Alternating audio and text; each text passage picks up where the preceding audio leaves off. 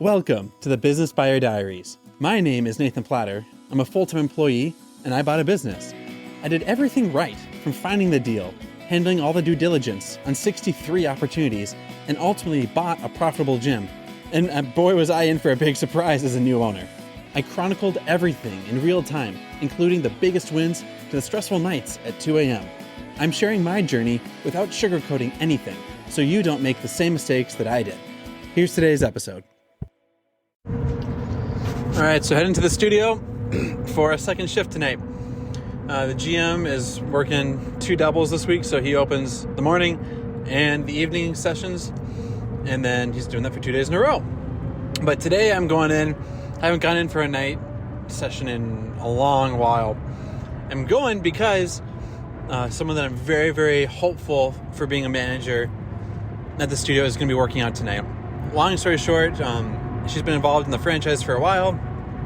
Took a break from the franchise. Sorry, my phone just beeped at me. Took a break from the franchise and is just working out other places now. And she got an invite to come back and try to work out. Due to some certain staff and whatever reasons, she has not been at the studio. But we've assured her, like, hey, the folks that you were not a fan of, they're not here.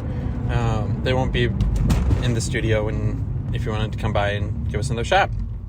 And so she's coming in tonight. I'm intentionally taking a workout class the same time that she's taking a workout class. If it makes sense for us to talk either before or after, phenomenal. That'd be great.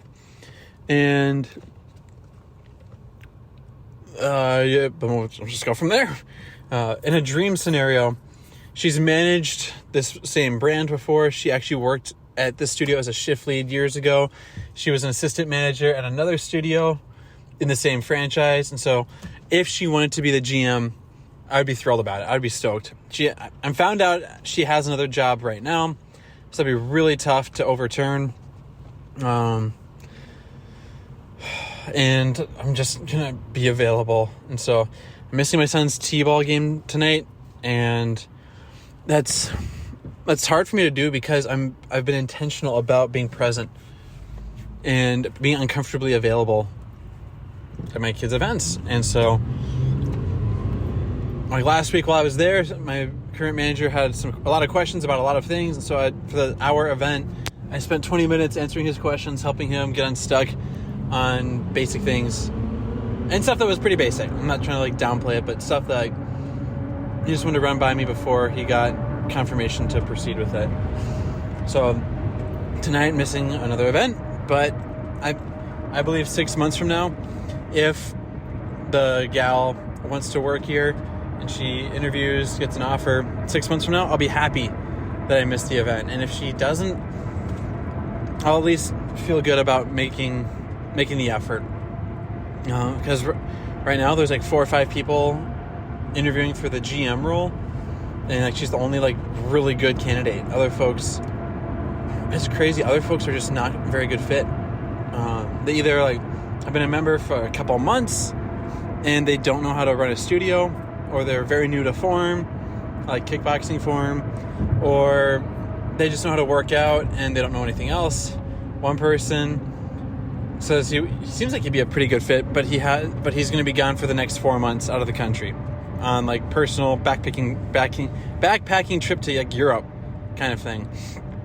And so it's funny because like the members are clamoring for an experienced manager, and there are no experienced managers applying. The instructors are clamoring for an experienced manager to apply. There are no one is doing that. And out of all the managers, none of them want to manage. They all just want to like come in for a few hours a week, train or instruct, do a workout, and go home. And so that's a gap. And so it's frustrating because I don't know how to find someone who's going to get that group approval.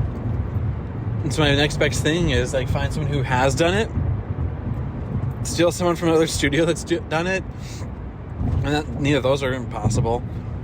And so my plan B after this, if none of these folks pan out, I'll have to put up a job posting and try to find someone external that has taught kickboxing before and has managed a studio, but they're an external hire. And there's going to be instant pushback on, well, why did you hire someone external? And the answer is going to be, well, I opened it up internally, nobody applied. So I can't hire someone who's not there. So I went external. So I'm not quite sure how to do this right. Folks are wanting certain things, and that's just not a possibility. And I don't know how to proceed other than finding somebody else. At the end of the day, having someone with fitness experience should be meaningful. And I'm going to give tonight my best shot. So showing up, I'm going to do a workout, hopefully have a chance to say hello to the person, hopefully make a good impression. Hopefully they like their first impression here, and try to get someone plugged in. My GM knows that I'm looking for an experienced fitness person to manage a studio. They're being very graceful about it. I'm trying to do right by them. They're trying to do right by me while they look around for alternative roles. It's just frustrating because I can't gain traction. And the folks that are here, want to be here. But folks are saying, hey, I'm running out of patience. I can't keep doing this. I'm like, all right, cool. I'll trim back the hours. We'll train new people. What do you want me to do? Find new people? Great. Did that. Train new people? Cool. We're starting that Monday. Find someone that has done the role that can be in the role? All right. 0 people fit that criteria. So where do we go from here? It seems like what people want is the former manager to come back.